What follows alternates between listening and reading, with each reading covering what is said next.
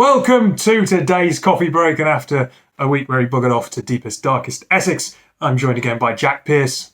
Can you imagine? I took a week off and I didn't give you the time and effort. However, you can't call me out too much, David, because I was on the pod last week. So, did you know that today is Prime Day? I thought this year was Prime Year.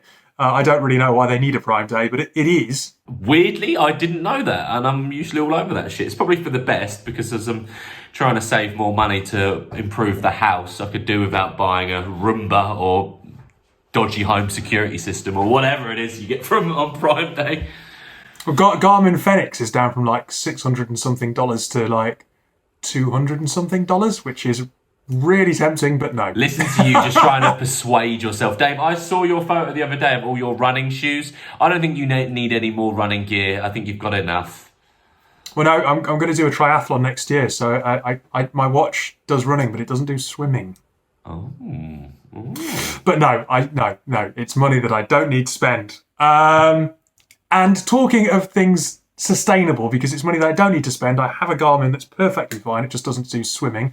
My article is all about sustainability, Jack. Segue. This is all about robots that go around sniffing crops. Sniffing what? Crops. I thought you said Crocs. It's going to be like... No. They are a sweaty shoe, I'll give you that. But who's going around... Anyway, sorry. Yes. Alphabet's latest X project is a crop sniffing buggy. Okay? Why is it funny? So, I don't know, but it is. It's a project called Mineral. And basically, have you seen Tron Legacy? Is that the dodgy remake they did? No, it's not a remake, it's a sequel, but yeah, it's dodgy. Oh, yeah, it had Daft Punk. Daft Punk did the music, that was a highlight. Yeah, but they had these big kind of weird things that were kind of arch-like that moved around. Yeah. These buggies look a bit like those arch-like robots. They take data from the fields and photographs and whatever else, and basically Mineral are trying to improve sustainability in mass agriculture. To feed the planet's growing population, global agriculture will need to produce more food in the next 50 years than in the previous 10,000 years, at a time when global climate change is making crops less productive. Wait.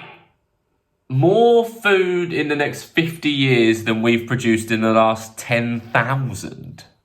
That's like some interstellar shit, that is, isn't it? You know, we're running out of stuff and...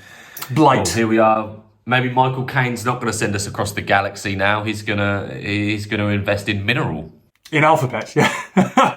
So, whatever. No, you just told me they were called Mineral. They are called Mineral, but it's part of Alphabet's X Lab. But yeah, Boo. Google are in the background. So over the past few years, the plant buggy has trundled through strawberry fields in California, soybean fields in Illinois, gathering high-quality images of each plant and counting and classifying every bean and berry. To date, the team has analysed a range of crops like melons, berries, lettuce, oilseeds, oats and barley from sprout to harvest. That's straight off Mineral's website. So, Dave, I guess it really will be strawberry fields forever. Yes, very nice. Yes, all right, it's big tech, but I don't really see... This is a good thing. We know that mass agriculture is bad for the planet. If we do it in a way that's less intense and more sustainable, that's good. And what they're basically saying is they'll better understand how productive crops can be by measuring weather patterns, etc., etc. I don't really see a downside. I think this is a good thing. Is this Alphabet sort of going, oh God, we've had a load of CSR questionnaires, a load of environmental stuff, you know, maybe we should do more? I don't think so. I think they recognise that agriculture is mass industry where they can make a hell of a lot of money. Yeah. But if they're doing it in a way that actually does improve the situation and does it and helps create sustainable crops and isn't as intense on the environment, well, if they make some profit too, well, that's a price worth paying, right? Profit with purpose, my friend. We used to speak about that all the time. It's just... Yeah, I mean, look, if you're going to save the world, you'd be remiss to not at least try and make a couple of quid. I mean, you know, Zoom have saved the world this year, and I'm sure their share prices have gone up tenfold. Prime, the same. So, you know, if there's a necessity and a need for it, people are going to do it. And you hear all these horrible things about agriculture, farming, and all this, you know, mass production stuff, and it's never good news. So yeah, thanks, Dave. This is some good news. And it's robots, mate. You love robots. Of course I do. You know I love a robot. Well, actually, talking of which, don't quote me on that. I love a robot because what robots can do these days, David. Could get you into all sorts of trouble. I have a girlfriend. Is your story about robots? No, and you're not going to guess where it's from either. It's from Colchester Evening News. about as reputable. So this is from BBC News. And I don't know if you play games on your phone. I do, because I'm a man child. So this is the... I'm currently Grimsby Town Manager on FM20. Jeez. Or 21 drops soon, right? Or it should be dropping soon. Anyway, yeah. Homescapes and Gardenscapes ads banned as misleading. So Homescapes, Gardenscapes are one of these many games that are free to download that offer in-game purchasing to skip past ads or whatever. Now, the ads that they've been running on Instagram, on other games and stuff like that, has led users to believe that it's this kind of pin-pulling, help this person escape this room, kind of very key stage 3 kind of games, but there is a level of addictiveness to it. I should know, because I have one of these games, and yet 15 minutes a day I'll fiddle around when I'm bored or whatever. However, users noticed that when playing this game, Homescapes or Gardenscapes, it was actually much more akin to the match-free kind of style game of Candy Crush or Bejeweled, this kind of thing. So what they were advertising was completely different, totally irrelevant to what the game actually was. So that came out as, being not representative of the game, and, those ads have now been pulled as misleading.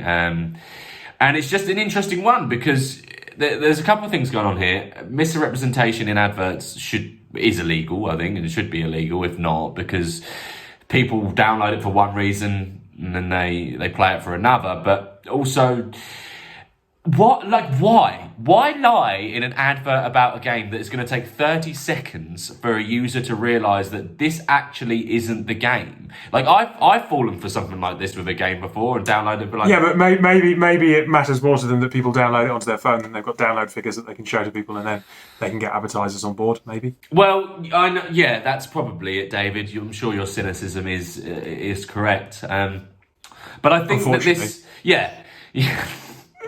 But what this should hopefully do is that now their ads have been banned because they're not representative, this should, stop others doing something similar. But this it does. Can I just jump in to say, please. Because I got scammed earlier in the summer because I'm an idiot, but I bought some trainers that weren't trainers. If you remember, some face masks turned up from China because I bought something on Instagram, and I kind of contacted Instagram going, if this is sponsored content, surely you should have a better handle on what's advertised, whether it's fraudulent or not, and how accurate those adverts are.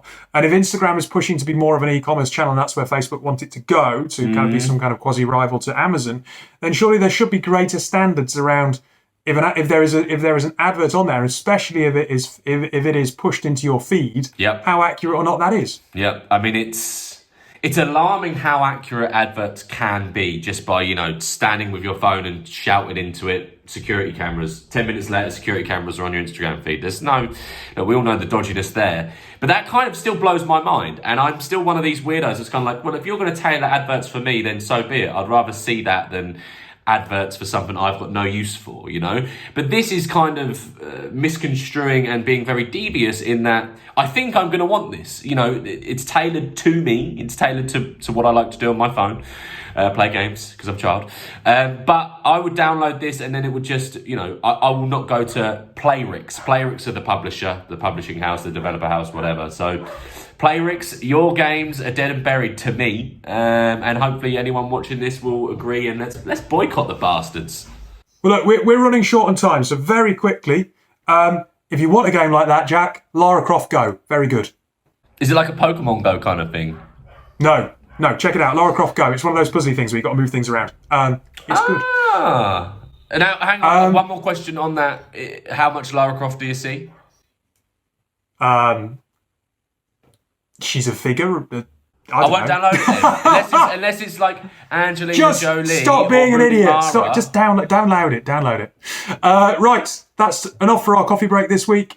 We hope you've enjoyed the show. We'll be back next week, providing that Jack hasn't disappeared to deepest, darkest somewhere else.